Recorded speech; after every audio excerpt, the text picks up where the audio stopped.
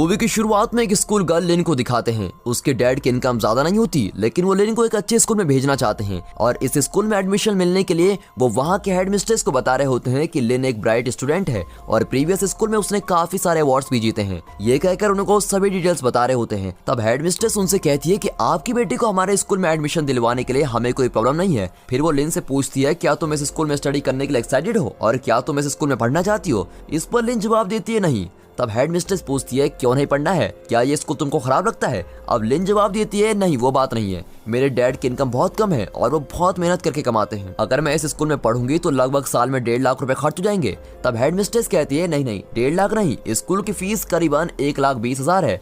तब लिन उसके सामने लंच एक्सपेंस, पेट्रोल एक्सपेंस जैसे साल में होने वाले एक्सपेंसेस की एक लंबी कैलकुलेशन बता देती है और वो भी कोई बिना पेपर पेन यूज किए हुए। अब ये सुनकर हेड मिस्ट्रेस सरप्राइज होकर उसे कहती है, तुम सच में एक ब्राइट स्टूडेंट हो और हम तुमको स्कॉलरशिप देना चाहते हैं और तुमसे कोई फीस भी नहीं लेंगे, इसीलिए अब तुम बिना कोई टेंशन के यहाँ पढ़ सकती हो। और ऐसे करके उस स्कूल में लिन को एडमिशन मिल जाता है। उसे स्कूल में एक फ्रेंड मिलती है जिसका नाम ग्रेस है, लेकिन ग्रेस पढ़ाई में कमजोर होती है और एक दिन उसे एग्जाम के क्वेश्चन भी मिल जाते हैं। फिर लिन उसे उन क्वेश्चंस के आंसर को एक्सप्लेन करके समझाती है। फिर एग्जाम के दिन पता चलता है कि असल में एक टीचर ने अपने प्राइवेट ट्यूशन में उन क्वेश्चन को लीक किया होता है और ग्रेस भी उसी ट्यूशन में जाया करती थी। लेकिन लिन की उन क्वेश्चंस को कई बार एक्सप्लेन करने के बावजूद भी ग्रेस के दिमाग में कुछ नहीं जाता और उसे कुछ समझ नहीं आता। अब एग्जाम के चलते समय वो कुछ नहीं लिख पाती। उसे देखकर लिन उसे हेल्प करना चाहती है। अब एग्जाम में ABCD ऑप्शन आते हैं और सिर्फ एक ऑप्शन मार्क करना होता है, इसीलिए लिन तुरंत सभी आंसर्स को मार्क कर देती है और उन आंसर्स को एक इरेजर पर लिख देती है। फिर उस इरेजर को अपने शू में डालकर उसे ग्रेस के पैर की तरफ फेंक देती है। अब ग्रेस भी उस इरेजर में देखकर आंसर को मार्क कर लेती है, लेकिन अब क्योंकि लिन के पास उसका शू नहीं है,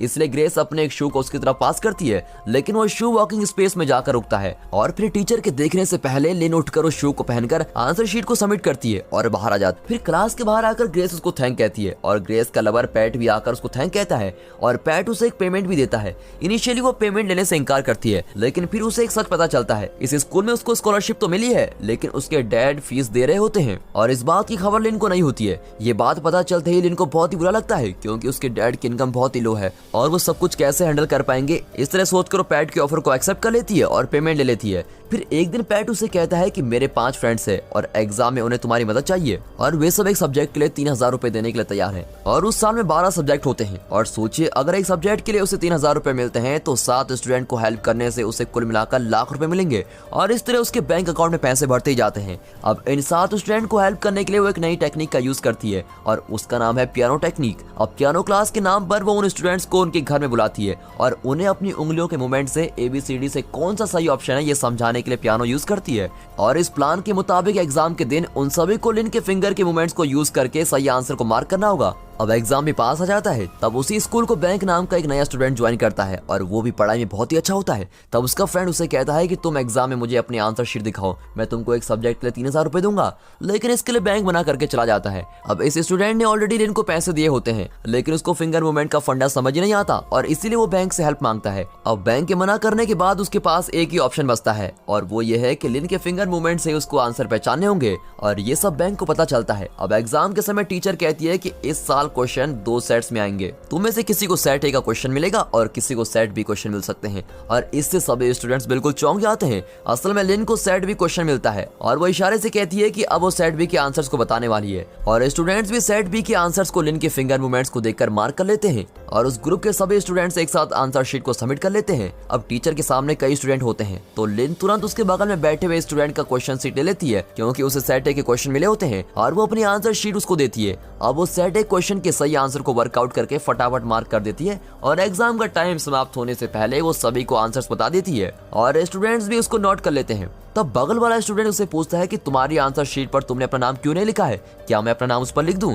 तब लिन कहती है, नहीं, उसे ब्लैंक ही रहने दो और एग्जाम भी समाप्त होता है और टीचर उनसे आंसर शीट्स कलेक्ट करते हैं। फिर एग्जाम हॉल के बाहर बैठी हुई लिन से वो टीचर आकर कहता है कि तुमने अपना नाम नहीं डाला और आंसर शीट को सबमिट कर दिया, इसमें अपना नाम लिख कर दो। और उसी समय हेड मिस्ट्रेस लिन को बुलाती है। अब लिन घबराकर हेड मिस्ट्रेस के पास जाती है। तब वहाँ उसके बगल वाला स्टूडेंट भी रहता है। अब हेड मिस्ट्रेस लिन से पूछती है कि क्या तुमने इसकी आंसर्स कॉपी किए हैं और लिन भी कहती है नहीं। फिर उस स्टूडेंट को पूछने पर भी वो नहीं कहता है। तब बैंक कहता है कि नहीं मैडम, असल में इसने आंसर्स दिखाने के लिए मुझसे हेल्प मांगी थी, लेकिन मैंने मना कर दिया और इसलिए उसने लिन के आंसर्स को कॉपी किया है। और फिर हेड मिस्ट्रेस दोनों के क्वेश्चन और आंसर शीट चेक करती है। तब वो देखती है कि दोनों को अलग अलग क्वेश्चन सेट्स मिले हैं और वो टीचर हेड मिस्ट्रेस से कहती है कि क्वेश्चन अलग अलग है और एक कॉपी कैसे कर सकते हैं। बैंक लगता है कि आपको गलत इन्फॉर्मेशन मिली है और फिर ये देखकर हेड मिस्ट्रेस उन दोनों को वापस भेज देती है। लेकिन फिर हेड मिस्ट्रेस जब लिन के वर्कआउट शीट चेक करती है तब देखती है कि उसने सेट ए के आंसर को भी वर्कआउट किया है और वो फिर से लिन को बुलाकर कहती है कि तुम्हें तो सेट बी के क्वेश्चन मिले थे, तुमने सेट ए के आंसर को क्यों सॉल्व किया है, बताओ तुमने ऐसा क्यों किया। और ऐसा कहती बैंक कहता है कि उसने पैसों के लिए सब किया है। फिर पियानो क्लास और उससे कमाए हुए पैसे के बारे में पता चलते ही हेड मिनिस्टर लिन के डैड को बुलाकर कंप्लेंट करती है और उन्हें भी बहुत भला बुरा कहती है। इतना ही नहीं बल्कि अब वो लिन की स्कॉलरशिप को भी कैंसिल कर देती है और कहती है कि अब सिर्फ बैंक को ही उस स्कॉलरशिप एग्जाम देने के लिए इस स्कूल की तरफ से भेजने वाले हैं और तुमने उस अपॉर्चुनिटी को खो दिया है। इन सब बातों से उदास होकर लिन रोकर अपने घर जाती है और घर में उसके डैड उसको खूब डांटते हैं और उसके कमाए हुए सारे पैसों को लौटाने को कहते हैं और उसने जो कपड़े खरीद कर दिए थे उसको निकाल कर फेंक देते हैं। फिर दिखाते हैं कि लिन से कॉपी करने वाले स्टूडेंट को कोई इन्वेस्टिगेट कर रहा था और उन्हें वो स्टूडेंट जवाब दे रहे होते हैं। इसका मतलब कोई बड़े एग्जाम में कॉपी करके ये सब फंस गए हैं। और अब कहानी कंटिन्यू होती है। यहाँ ग्रेस पैट के पेरेंट्स से मिलने आई होती है और वहाँ सभी मिलकर डिनर करते हैं। तब पैट के पेरेंट्स ग्रेस से कहते हैं कि हम पैट को फॉरेन कंट्री के लिए एक प्राइवेट कॉलेज में स्टडी के लिए भेज रहे हैं और वहाँ उसे स्कॉलरशिप भी मिल सकती है। पैट तुम्हारे साथ रहकर बहुत अच्छी पढ़ाई करने लगा है और अच्छे स्कोर्स भी लाता है, इसलिए तुम भी उसके साथ उस कॉलेज में जाकर पढ़ोगी तो अच्छा ही होगा और तुम्हारी सारी एक्सपेंसेस को हम स्पॉन्सर करेंगे। तुम बस इसके साथ रहकर उस एंट्रेंस एग्जाम में इसे पास करवा दो, बाकी हम सब संभाल लेंगे और आगे चलकर हम तुम्हारी शादी भी करवा देंगे। फिर ग्रेस जाकर लिन से उस एंट्रेंस एग्जाम में पास होने के लिए उससे हेल्प मांगती है और उस बड़े एंट्रेंस एग्जाम में चीट करना बिल्कुल भी मुमकिन नहीं होता, इसलिए लिन पहले उसे मना कर देती है। लेकिन कुछ समय बाद वो मान जाती है क्योंकि उसने एक बहुत ही अच्छा तरीका सोचा होता है और वो ये है कि इस एंट्रेंस एग्जाम को वर्ल्ड के सारे कंट्रीज के स्टूडेंट्स एक ही टाइम पर लिखेंगे। लेकिन वर्ल्ड की सभी कंट्रीज अलग अलग टाइम जोन्स में हैं और टाइम जोन के हिसाब से देखा जाए तो इस एग्जाम को ऑस्ट्रेलिया के सिडनी सेंटर में सबसे पहले स्टार्ट किया जाएगा और इनके थाईलैंड सेंटर में स्टार्ट होने के 4 घंटे पहले ही सिडनी में एग्जाम स्टार्ट हो जाएगा। तो लिन उनसे कहती है कि मैं सिडनी में जाकर एग्जाम दूंगी और वहां से उन आंसर्स को मेमोराइज करके फोन में टाइप करके आप लोगों को भेज दूंगी। लेकिन उन आंसर्स को वो स्टूडेंट मेमोराइज नहीं कर सकते, इसलिए वो उसके लिए एक और आइडिया बनाती है और वो एक पेंसिल के बारकोड के जरिए आंसर्स को बताने का प्लान बनाती है। यानी कि पेंसिल में जो बारकोड होता है उसमें से सेट ए ऑप्शन के लिए सबसे थिक लाइन होगी, बी की लाइन ए से कम और सी की लाइन और भी कम थिकनेस की और डी की सबसे स्लिम लाइन होगी। वो कहती है कि इस तरह के बारकोड लगाए हुए पेंसिल्स को रेडी करने पर तुम लोग उस एग्जाम में इजिली सही आंसर्स मार्क कर पाओगे। फिर वो कहती है कि इसके लिए तुम जितने हो सके उतने क्लाइंट्स को ऐड करते जाओ, इससे मिलने वाले टोटल पेमेंट में से तुम दोनों को भी शेयर मिल जाएगा। लेकिन इसमें प्रॉब्लम यह है कि सारे आंसर को पहले मार्क करके फिर उनको मॉकअप करके मोबाइल में टाइप करके भेजना होगा और इन सब के लिए वो एग्जाम टाइम काफी नहीं होगा। इसीलिए इन आंसर्स को मॉकअप करने के लिए मुझे एक और जीनियस की जरूरत है और ये सिर्फ बैंक ही कर सकता है। मैं एग्जाम के आधे आंसर्स को मेमोराइज कर लूंगी और बैंक बाकी के आधे आंसर्स को मॉकअप करके तुम्हें भेज देगा और पैसे का कुछ हिस्सा हम उसको भी दे देंगे। लेकिन इसके लिए अगर बैंक राजी होता है तो ही प्लान एग्जीक्यूट हो सकता है, वरना इस प्लान को कैंसिल करना होगा। इस तरह वो कैजुअली बोल देती है। अगला दिन बैंक के स्कॉलरशिप एग्जाम का डेट आता है और तब एक ग्रुप आकर उसको खूब मारता है और एक गार्बेज एरिया में डंप कर देता है और इस वजह से वो स्कॉलरशिप एग्जाम देने की अपॉर्चुनिटी को खो देता है। असल में बैंक की मां लॉन्ड्री का काम करके बड़ी मेहनत से बैंक को पढ़ा रही होती है और बैंक उसकी मां के लिए ही अच्छी पढ़ाई करके आगे बढ़ना चाहता है, लेकिन उसके वो चांसेस मिस हो जाते हैं और ये सोचकर वो बड़ा ही उदास रहता है।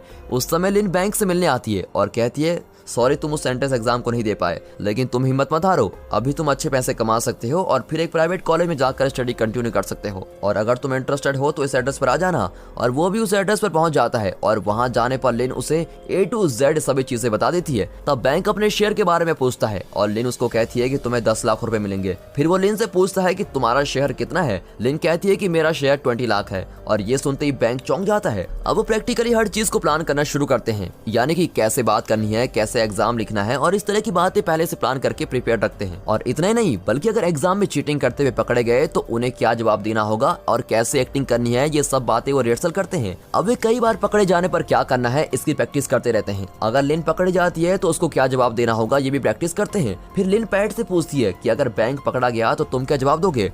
तब पैट एक्टिंग करते हुए कहता है कि नहीं, असल में मेरी और उसकी नहीं बनती, इसीलिए वो झूठ कह रहा है और इस तरह बैंक के बारे में गलत बातें बोल देता है। तब उसी फ्लो में वो कह देता है कि बैंक को किसी ने मारकर गार्बेज में फेंक दिया था। अब ये सुनकर बैंक गुस्से में आकर पैट से लड़ाई करने आता है, क्योंकि असल में गुंडों को भेजकर बैंक को मारने का काम पैट ने किया था। और ये बात बैंक ने पहचान ली, क्योंकि बैंक ने सबको बताया होता है कि किसी ने उसको मारा था और इसीलिए वो एग्जाम नहीं दे पाया। लेकिन उसने गार्बेज वाली बात किसी को नहीं बताई थी कि उसको गार्बेज में फेंक दिया था। और ये सब समझते ही बैंक बहुत गुस्सा हो जाता है। तब लिन कहती है कि मुझे इस बारे में कुछ नहीं पता, लेकिन बैंक उस पर विश्वास नहीं करता और वो वहां से चला जाता है। फिर वो खुद ही लिन से मिलने आता है और कहता है जो हो गया सो हो गया, मुझे अब पैसे चाहिए, लेकिन हमें ये चीटिंग करनी होगी। फिर वे दोनों अच्छी तरह से पढ़ाई करते हैं और ऑस्ट्रेलिया के सिडनी सिटी में जाते हैं। अब उस एग्जाम में 4 सेक्शन होते हैं और पहले सेक्शन को 45 मिनट में कंप्लीट करना होगा। उस 45 मिनट में सारे सही आंसर्स को मार्क करके उन्हें दोनों मगअप कर लेते हैं। फिर उसके बाद जो 10 मिनट का ब्रेक मिलता है, उस ब्रेक में दोनों बाथरूम में जाते हैं और उनके फोन्स को उन्होंने एक प्लास्टिक कवर में रैप करके बाथरूम का फ्लश टैंक में डाला होता है। अब बाथरूम में जाते ही उस फोन को निकाल कर लिन सारे आंसर्स को टाइप करके भेज देती है, लेकिन बैंक आंसर्स नहीं भेजता, बल्कि वो उस व्हाट्सएप ग्रुप में मैसेज करता है कि मुझे एक्स्ट्रा 10 लाख रुपए देने पड़ेंगे तुम्हें और फिर ही मैं तुम्हें आंसर भेजूंगा। और ऐसी सिचुएशन में जब वो ऐसी धमकी देता है तो सारे स्टूडेंट्स टेंशन में आ जाते हैं। और इतना ही नहीं, वो तुरंत उन्हें पैसे भेजने को कहता है। और तब एक स्टूडेंट मैसेज करती है कि मेरे पास अभी सिर्फ 4 लाख रुपए हैं और वो पैसे मैं तुम्हें भेजती हूँ, तुम प्लीज आंसर भेज दो। फिर वो पैसे मिलने पर आंसर को टाइप करके भेज देता है। और यहाँ ये दोनों पेंसिल को रेडी करने से लेकर उन पर आंसर्स के लेबल बनाकर स्टिक करना और उन पेंसिल को एग्जाम देने वाले स्टूडेंट तक पहुंचाना, ये सब काम को फटाफट निपटाते हैं। और इतना ही नहीं, उन स्टूडेंट्स को एग्जाम हॉल तक पहुंचाने के लिए बाइक ड्राइवर्स को भी रख लेते हैं। अब इस तरह से यहाँ सभी स्टूडेंट्स पूरी तैयारी के साथ रहते हैं। अब सिडनी में ये दोनों सेक्शन 1 के आंसर को भेजकर वापस आकर नेक्स्ट सेक्शन के एग्जाम को लिखते हैं। फिर उस एग्जाम के ब्रेक में फिर से बाथरूम में जाकर आंसर्स को टाइप करके भेजते हैं। लेकिन इस समय बैंक फंस जाता है। वो बहुत देर तक बाथरूम में होता है, जिसे सुपरवाइजर हायर स्टाफ को कंप्लेंट कर देता है और उस एग्जाम का काउंसलर वहां आता है। फिर वो डोर नॉक करते हुए उसे कहता है कि तुम अब डोर ओपन नहीं करोगे तो मैं डोर तोड़ दूंगा और अंदर आ जाऊंगा। और ऐसे घबरा देने वाले सिचुएशन पर भी वो सारे आंसर्स को भेज देता है और फटाफट सारे मोबाइल की हिस्ट्री को डिलीट कर देता है। फिर फ्लश टैंक के लिड को ओपन करते ही वो नीचे गिरकर टूट जाता है और इसका एक पीस बाहर जाकर उस काउंसलर के पास गिरता है और इससे उन्हें शक होने लगता है। अब वो फोन को टॉयलेट में डालकर फ्लश करने की कोशिश करता है, लेकिन वो ठीक तरह से फ्लश नहीं होता। अब तक काउंसलर दरवाजे को तोड़कर अंदर आ जाता है और बैंक को चीटिंग करते हुए पकड़ लेता है। यहाँ लिन भी सभी आंसर को भेज देती है, लेकिन उस फोन को वापस रखने का समय नहीं होता, क्योंकि इसके बाथरूम के बाहर भी एक सुपरवाइजर उसको बाहर आने के लिए कह रही होती है। इसलिए वो झट से फोन को अपने शू के अंदर रखकर बाहर आ जाती है। अब वो सोचती है कि एग्जाम हॉल के अंदर जाने से पहले चेकिंग होगी, तो अगर चेकिंग हो गई तो वो पकड़ी जाएगी। इसलिए वो ड्रिंकिंग वाटर के मशीन के एक गैप में उस फोन को छिपा देती है और पानी पीकर वहाँ एग्जाम हॉल में जाकर बैठ जाती है। वाह क्या दिमाग है। अब इस एग्जाम के आखिरी सेक्शन यानी सेक्शन 4 के आंसर्स लिखने होते हैं।